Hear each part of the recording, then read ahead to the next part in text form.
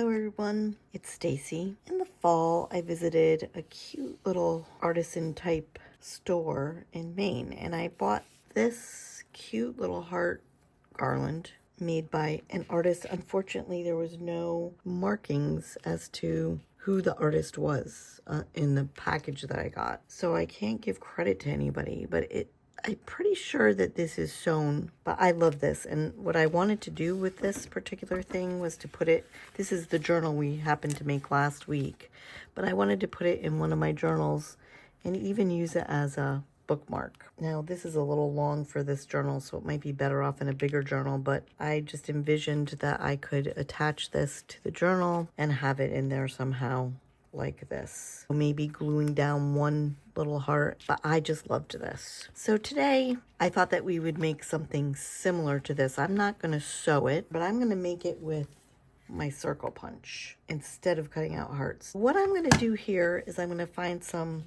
paints that I like the colors of. So I have these happen to be Martha Stewart greens, sort of seasonal if you will. And then I have these that would be in the red family. We're gonna take these two sheets of paper. What I have here is some Bristol paper, so it's heavy. On top of that, I have these Arteza metallic paints. So I have a red, a purple, what I think is gonna be a gold, and a silver.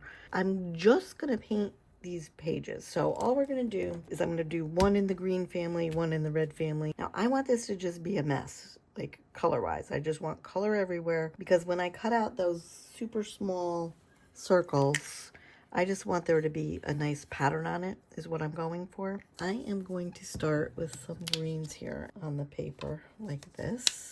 I just want to get a good mix of colors on my paper. I don't want it perfect.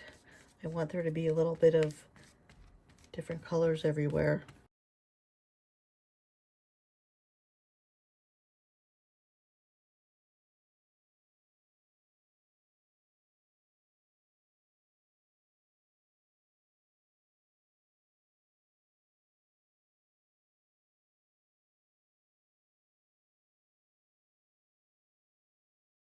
I just wanted texture, right? So I'm just going for lights and darks in different spaces because I really wanted that texture.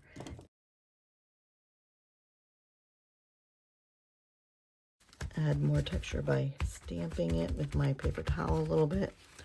You certainly could take something like this and scrape designs into it if you wanted.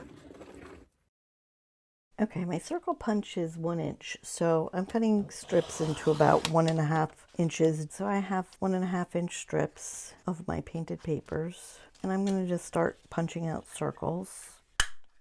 So this is what some of these look like, and this is exactly what I was looking for. No two the same, textured, a little variation in the coloring. Perfect. So now I'm not going to throw this away because this would make a great stencil. And these look like this. Now, as I was working on this, I sort of had this vision of a bunch of other colors. I mean, so don't be limited. I mean, add as many colors as you think you would like. And I am going to pull this color. And I don't know how long I want it. I'm just going to guess. And yes, I'm using purple. Probably if I had had some gold, I would have used some gold. I'm going to take my glue. This has matte medium in it. So all I'm doing is sticking glue on one side, not close to the edge because I don't want it to leak out. And that was a pink one. I'm going to leave a little tail at the end and I am going to press. I'm just going to hold it for a minute because it just should set up kind of quick. And there's one. So by clipping, this is what I'm talking about. Now, when you're making these, I would put a heavy book on them. So now the question becomes, do I want to mix them up with the green and the pink, or do I want to make one green, one pink? I am not going to be too worried about the spacing. Like, I'm not going to try to make it perfect. Now I'm going to go around the edges with either paint or maybe some archival ink that might match if I have some green and pink. This is the finished product. I started to do around the edges with the archival ink. And it sort of has worked, but there's still some white you can see here. They're not completely dry. I can't help but think that's why it's not working as well.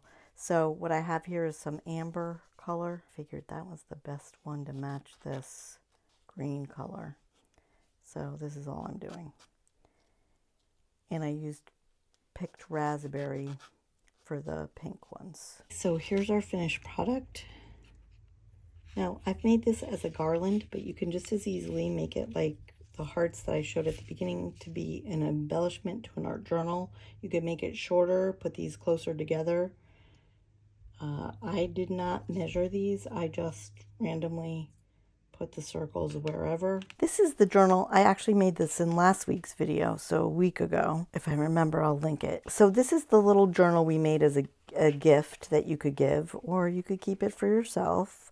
This is just a tiny little accordion type journal. I just wanted to show you, this is what I ended up making for my journal. So we're going to call this journal jewelry. I love these extra added things in my journal. So I put it on a piece of long string. You could tie a bead on the bottom or whatever. And I'm going to hole punch a little hole here so that I could tie this into the journal.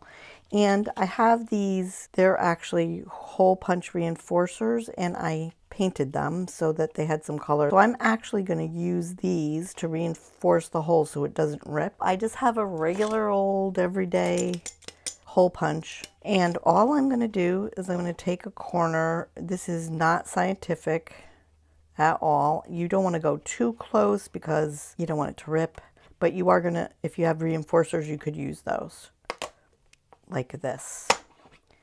So there's the hole. I'm just going to take one of these on each side, and you just line it up with your hole, and it reinforces. You can buy these at any office store.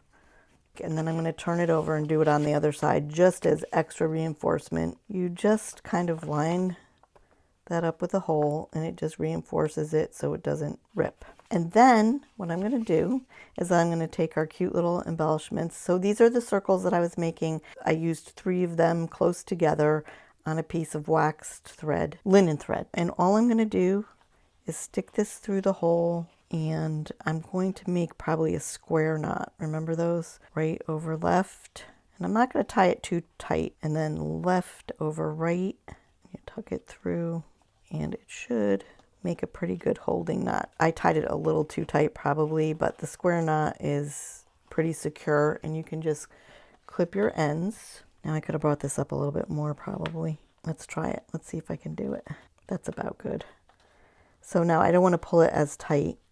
So it's right over left, which is what we have here, and then left over the right.